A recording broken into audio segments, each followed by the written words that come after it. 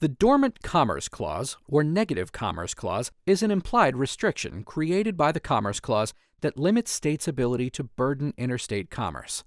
In Comptroller of the Treasury of Maryland v. Wynne, the United States Supreme Court considered whether a state violates the Dormant Commerce Clause by unequally taxing different forms of commerce. Maryland required its residents to pay both a state income tax and a county income tax. Naturally, some Maryland residents earned income in other states and paid tax on that income to the state in which it was earned.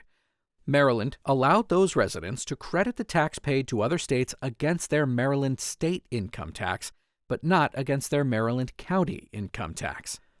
Brian and Karen Wynne were Maryland residents who earned income in other states. On their 2006 Maryland tax return, the Wynnes claimed a tax credit for all income taxes paid to other states against both their Maryland state income tax and their county income tax.